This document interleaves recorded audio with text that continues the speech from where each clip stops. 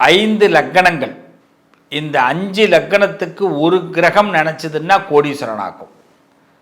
இந்த கோடீஸ்வரன் ஆகிறதுக்கு ஒரு வாய்ப்பு.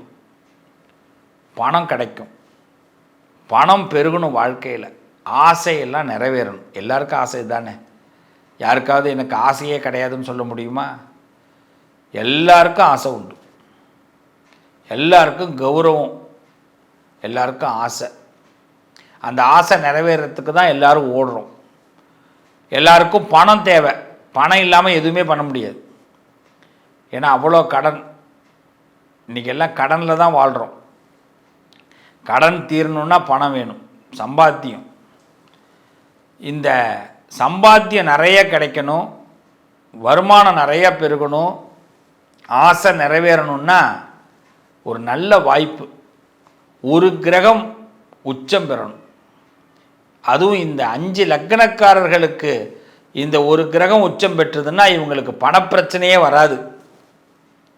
இவங்க ஆசையெல்லாம் நிறைவேறும். எப்பேற்பட்ட ஆசையும் நிறைவேறும். ஆமாங்க, உங்கள் மனசில் என்ன ஆசை வேணாலும் வச்சுக்கலாம். நீங்கள் எனக்கு இந்த ஆசை இருக்குங்க, அந்த ஆசை இருக்குங்க, கல்யாணம் பண்ணணும், குழந்தை பெற்றுக்கணும், கல்யாணமே ஆகலை, நான் என்ன செய்கிறது அப்படிலாம் நிறைய பேர் கேட்டுட்ருப்பாங்க. குழந்தை இல்லைங்க அப்படின்வாங்க.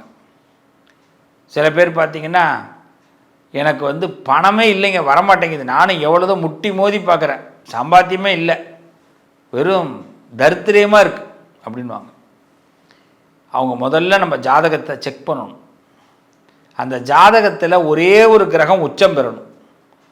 அந்த ஒரு கிரகம் உச்சம் பெற்றதுன்னா கண்டிப்பாக இவர்களோட வாழ்க்கையில் பணப்பிரச்சனைகள் தீரும். அதே மாதிரி அவங்க சந்தோஷங்கள் பெருகும். அவங்க என்ன ஆசைப்பட்டிருந்தாலும் அது நடக்கும். அதில் இந்த 5 லக்கணக்காரர்களை நீங்கள் இருந்தீங்கன்னு வச்சிங்களேன், இன்னும் கொஞ்சம் ஈஸியாக கிடைக்கும். என்னென்ன லக்கணம்? ரிஷப லக்கணம், துலா லக்கணம், மகர லக்கணம், கும்ப லக்கணம், மீன லக்கணம். ரிஷபம், துலாம், மகரம், கும்பம், மீனம். இந்த 5 லக்கணக்காரர்களுக்கும் இந்த 5 ராசிக்காரர்களுக்கும் சுக்கிரன் உச்சம் பெற்றிருந்தால்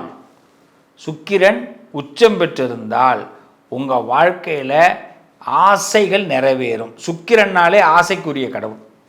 அந்த கிரகம் என்ன? ஆசைக்குரிய கிரகம். நம்ம ஆசைகளை நிறைவேற்றுறது தான். அதனால தான் சுக்கிர தசை நடக்கும்போது, சுக்கிர புத்திலாம் நடக்கும்போது ரொம்ப கவனமாக இருக்கணும். ஏன்னா என்ன ஆசைப்பட்டாலும் நிறைவேற்றலாம், வாய்ப்பு உண்டு. ஆனால் என்ன, ஆசை மட்டும் பட வைக்கும், செயல்பட வைக்காது. ஆசை மட்டும் பட வைக்கும், செயல்பட வைக்காது. ஏன்னா செயல்படுற மாதிரியே சுக்கிர புத்தி நம்மளை ஒரு மாயையில் கொண்டு போய் தள்ளும். எடுத்தோன்னே கிடச்சிரும் ஒரு விஷயம், அது நமக்கு நிரந்தரம்னு நினச்சிருவோம். எல்லாரும் பண்ணுற பெரிய தப்பே அதுதான். அந்த தவறை யாருமே செய்யாதீங்க. நம்ம வாழ்க்கையில் எதுவுமே நிரந்தரம் கிடையாது. எதுவுமே எந்த நிமிஷத்துலேயும் மாறும். எதுவுமே இந்த உலகத்தில் நிரந்தரம் கிடையாது.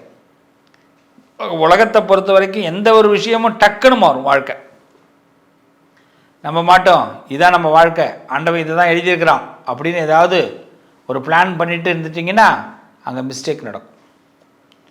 சுக்கிர பகவான் உச்சம் பெற்றால் சுக்கிர பகவான் கண்டிப்பாக உங்களுக்கு யோகத்தை கொடுப்பார். சரி, பிறக்கும் பொழுது இருக்கிற ஜாதகத்தை ஃபஸ்ட்டு பார்க்கணும். பிறக்கும் போது சுக்கிரன் உச்சம் பெற்றிருக்காரா?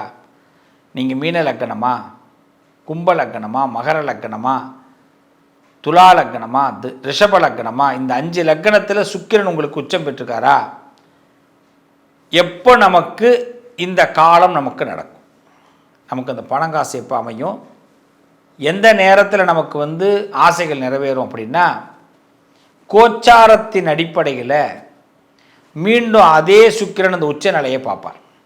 ஒரு ரவுண்டு சுற்றி வரும். இதெல்லாம் கவனமாக பார்த்துக்கணும். சுக்கிரன் மீண்டும் சுற்றி வரும்போது அதே உச்சத்துக்கு வரும்போது அந்தந்த பீரியட் நமக்கு அள்ளி கொடுப்பார். இது சனி மாதிரி கிடையாது, ரொம்ப டிலேவாலாம் வரமாட்டார்.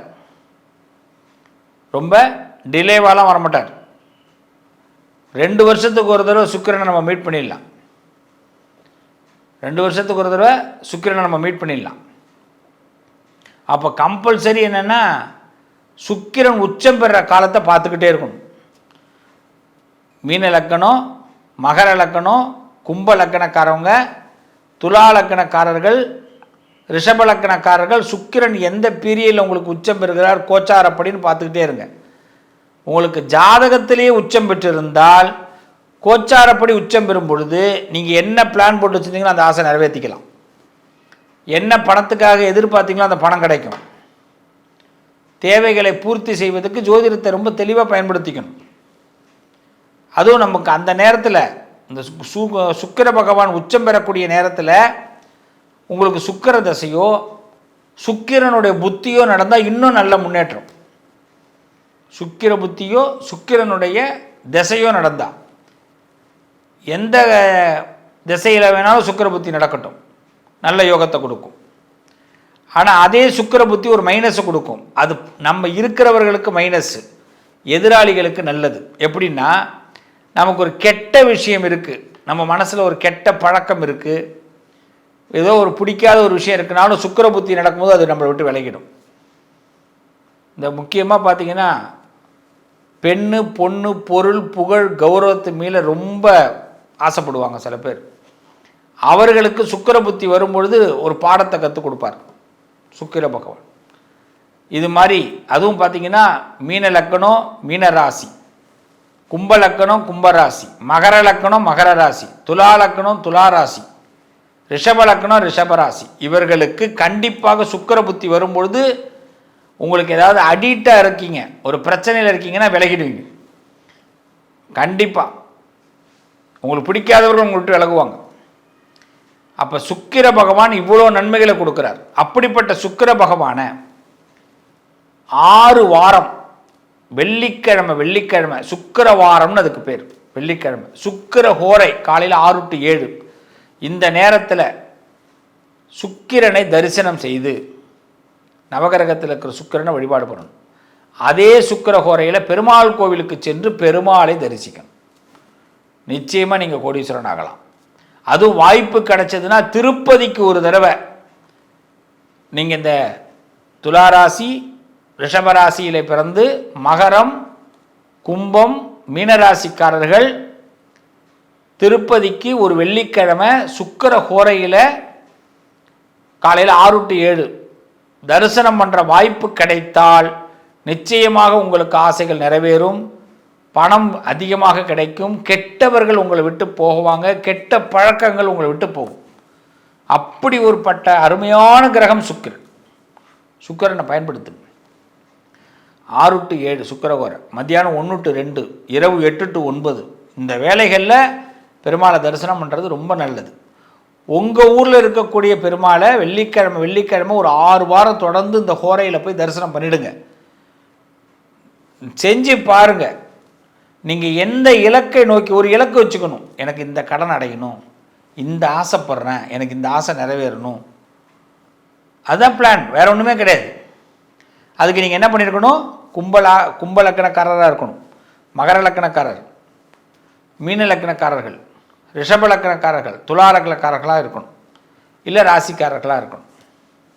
இந்த பிளான் எடுத்துக்கணும். சரி சார், நாங்கள் இந்த லக்கணத்திலே இல்லைங்க, நாங்கள் என்ன பண்ணலாம்?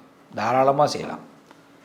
என்ன இவர்களுக்கு ஈஸியாக கொஞ்சம் கிடைக்கும், உங்களுக்கு கொஞ்சம் சிரமமாக இருக்கும், ஆனால் கண்டிப்பாக கிடைக்கும். சுக்கிர ஹோரையிலே சுக்கிரனை தரிசனம் செய்பவர்களும் அதை தொடர்ந்து சுக்கிர ஹோரையிலே சுக்கிர வாரத்தில் பெருமாளை தரிசனம் பண்ணுறவாளுக்கும் கோடீஸ்வர யோகம் நிச்சயம் உண்டு. நம்பி செஞ்சு பாருங்க. உங்கள் வாழ்க்கையில் இதுவரைக்கும் என்ன தடை இருந்ததோ, எந்த ஆசை நிறைவேறாமல் நீங்கள் இருந்தீங்களோ, எந்த பணம் கைக்கு வராமல் இருந்ததோ, எல்லா விஷயத்துலேயும் நமக்கு மைனஸாக இருந்ததோ, இதெல்லாம் நமக்கு ப்ளஸ் ஆகி நம்ம வாழ்க்கையில் பரிபூர்ணமான சந்தோஷத்தை சுக்கிரனும் கொடுக்க போகிறார். சுக்கிரனுடைய பார்வை பெருமாளுடைய பக்கம் திரும்பும் பொழுது பெருமாளுடைய ஆசீர்வாதம் உங்களுக்கு கிடைக்கப் போகுது. இந்த 5 லக்னக்காரர்களும் கோடீஸ்வரராகுவது உறுதி. வாழ்த்துக்கள், நல்லதே நடக்கும்.